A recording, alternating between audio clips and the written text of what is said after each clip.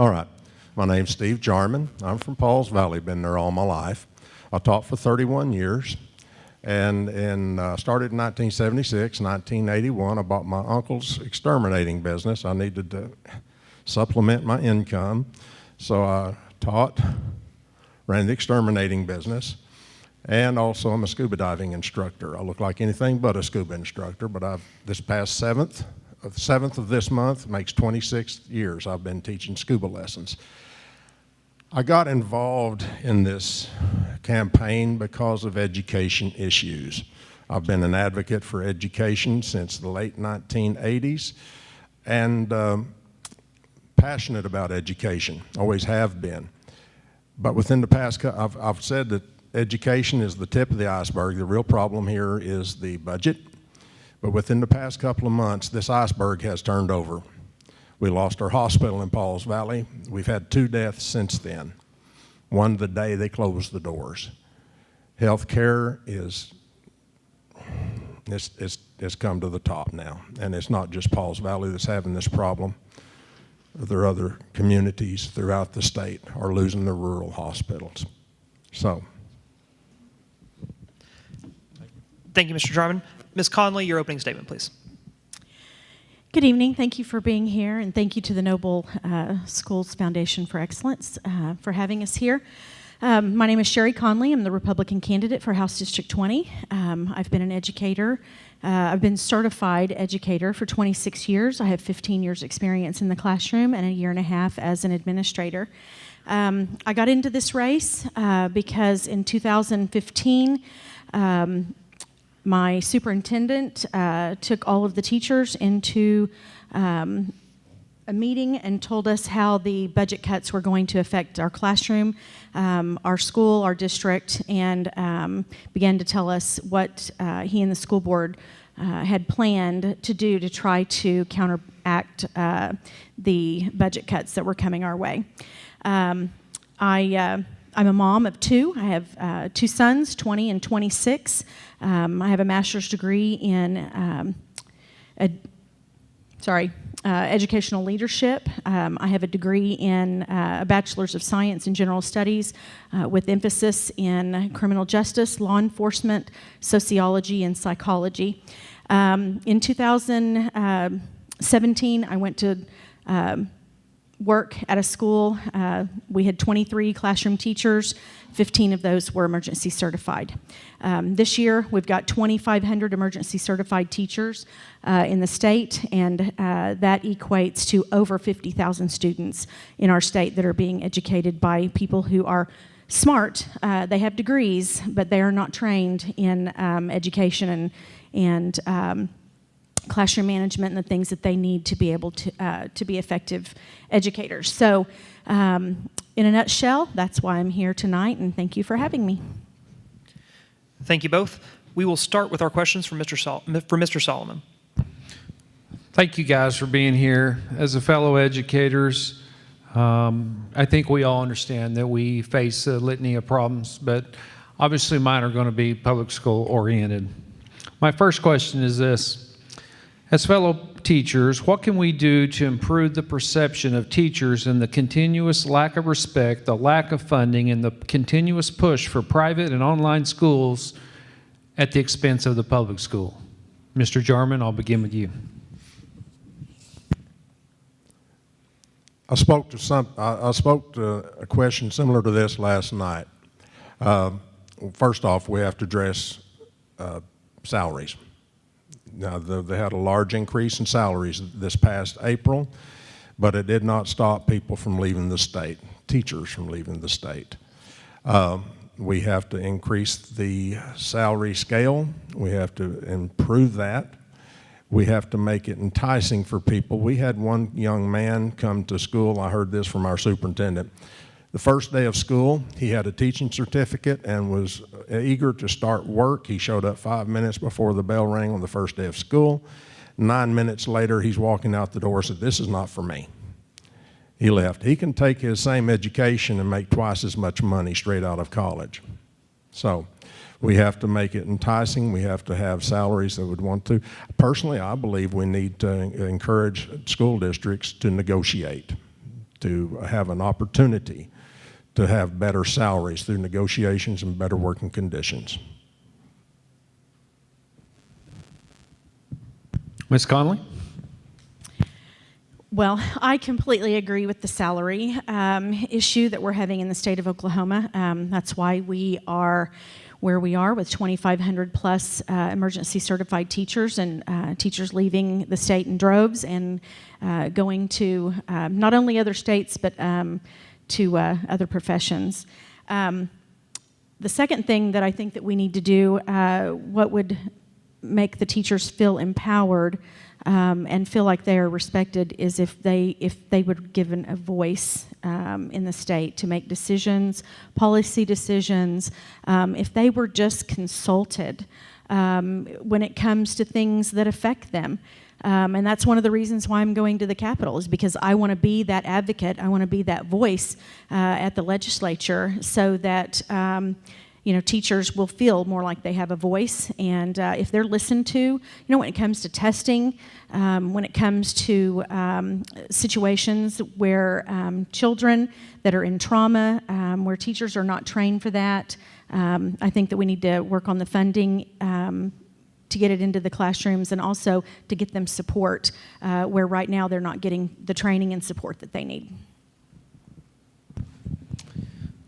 Got to hang with me a little bit. This second question's a little longer, but it's important. Are you aware of the funding formula as it applies to public schools transportation? I bring this up because Noble received $130,000 last year and spent $1.3 million. The formula for reimbursement hasn't changed in over 30 years. A battle is going on currently between Superintendent Hoffmeister and Governor Fallin concerning the 60% classroom instruction ultimatum that Governor Fallin put out. Do you know that transportation, librarians, counselors, etc., are not counted towards that 60%? And do you feel like it should be? Ms. Conley?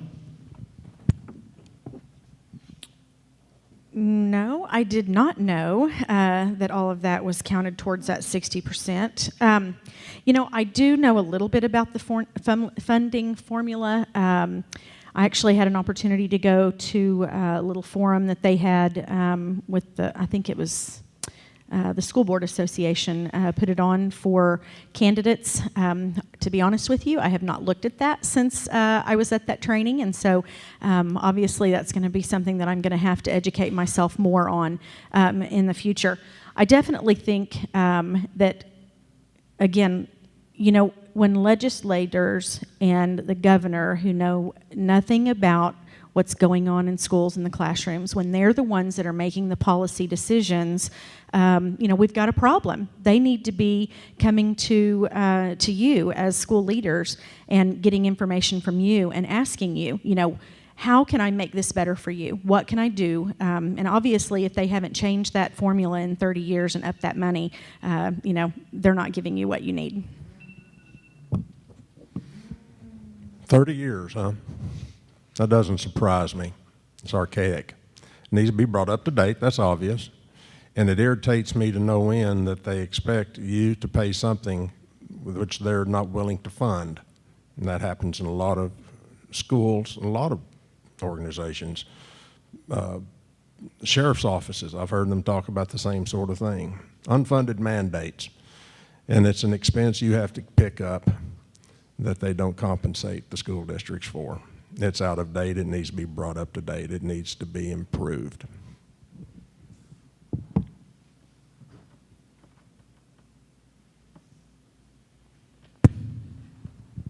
Hi, thanks for being here.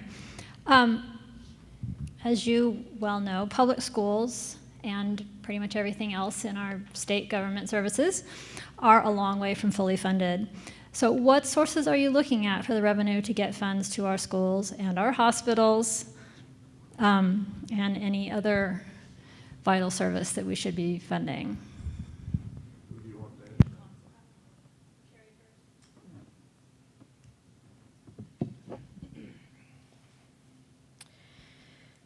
Funding sources. Well, that seems to be the topic of the year, doesn't it? You know, I'm really excited about going into this legislative session.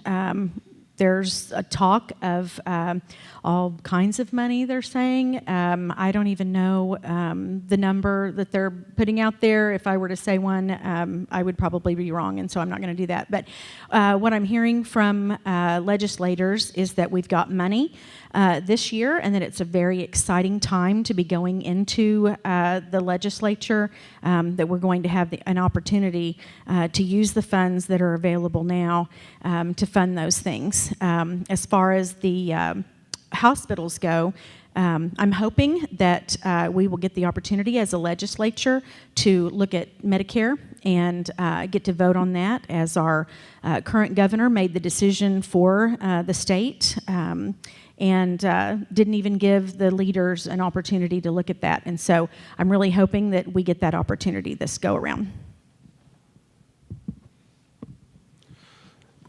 Gross production taxes keep coming up and coming up. My feelings are the gross production taxes should be comparable to regional levels.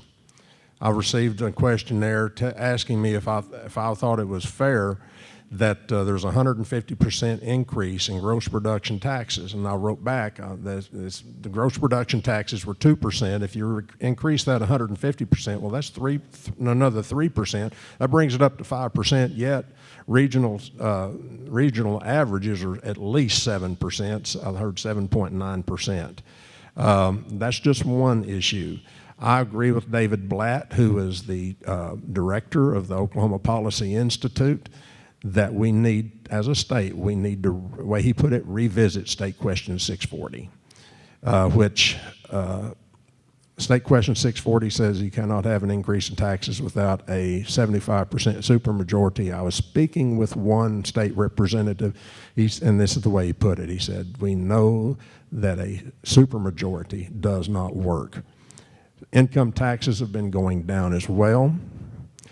My feelings are, people don't like to hear these things, but we've got, according to what Jacob Rosecrans said last night, we have a $1.6 billion budget deficit, and we need to fill that hole. Medicaid expansion, I'm definitely for that. This is something that should have happened years ago, ladies and gentlemen. Perhaps if it had, we wouldn't be having our rural hospitals closed. And I heard Drew Edmondson speak. He spoke at our hospital before they closed it, and his comment was that is a decision to be made by the governor, and he would do that, and I would back him on that.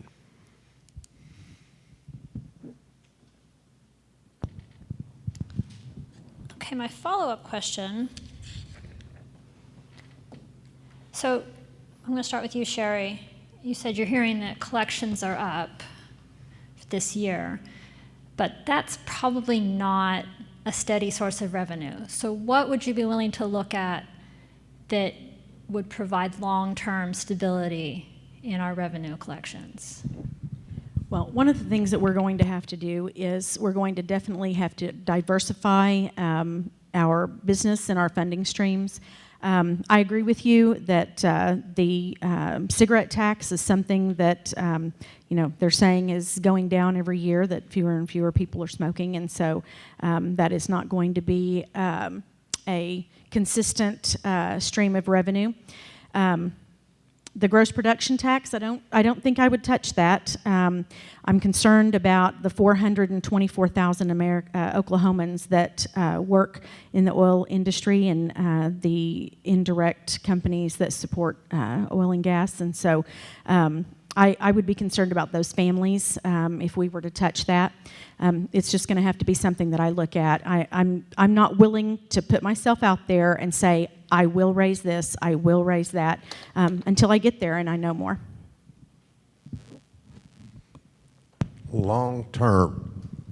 I once had a fellow tell me that I needed to be diversified, and I said, I'm a teacher, I'm an exterminator, I'm a scuba diving instructor. How much more diversification do you want? It's nice if we can get tourism, because tourism dollars come here and they don't go back. But we have to be realistic. I'm not a great fan of sin tax. such as on cigarettes and alcohol and et cetera. I'm open to ideas. When I say that, I mean that. I've had people come up to me and suggest things, and it's like, okay, the casinos, but those are tribal matters. You know, they're independent. I say independent. They are, what's the expression I'm trying to use here? Sovereign nations. But what I understand is most of the time you visit with those folks, they're very cordial to visit with you and really nice to talk to. But I am open to ideas. Long term, if we've got growth in this state, we should be able to capitalize off of it.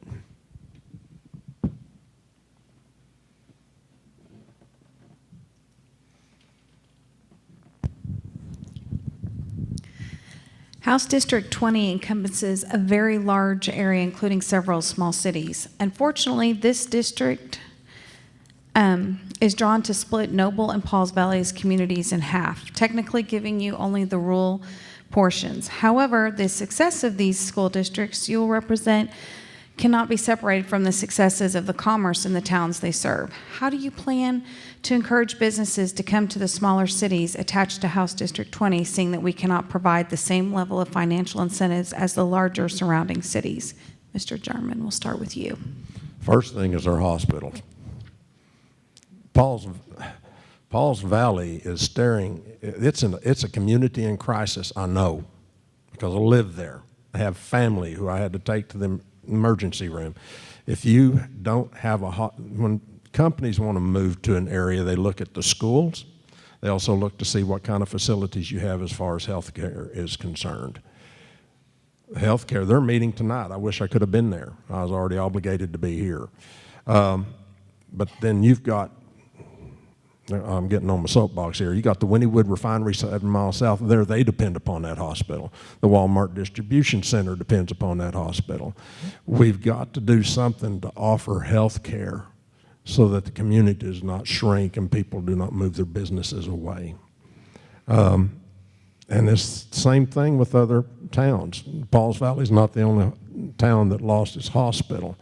We're split. Yes, we are. We're going to redistrict in a couple more years after the census, after 2020 census. We'll redistrict. But we'll have to take a serious look at that. But we've got to maintain our schools. We've got to maintain our hospitals. I can tell you the story about the lady who took her mother to the hospital the day it closed.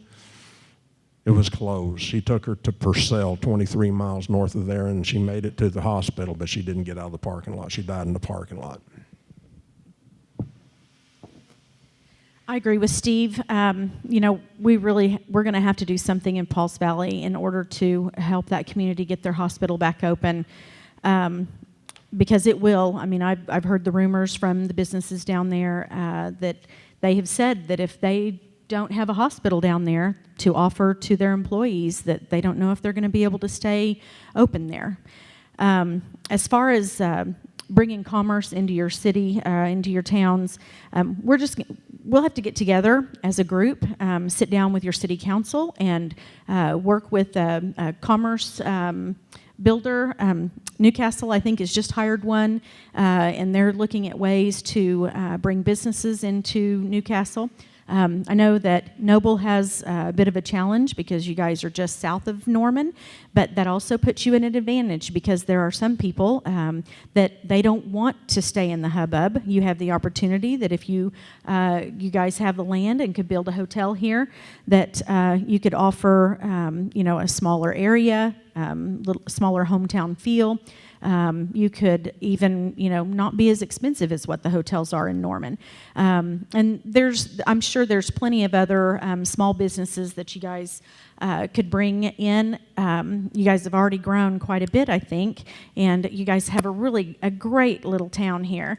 And maybe it's going to be a matter of, doing more to boost your pages and get a Facebook page for the towns. And you guys do a fantastic job. I mean, I would love to take what Noble is doing with your town and move that idea and that enthusiasm to other towns in the district, because you guys really have it going on. And, I'm sure the people in Newcastle are going to get sick and tired of hearing me say this, but I would like to take what you guys are doing here in Noble and take it into the other towns as well.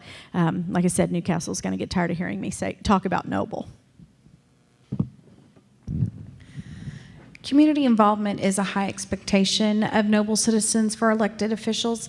If elected, what is your plan to increase your presence in Noble, and would you commit to a quarterly meeting with our chamber and business owners to address the specific needs of our business community? Ms. Conley, we'll start with you. Yeah, I will absolutely. I'll come to every monthly chamber meeting if you want me to.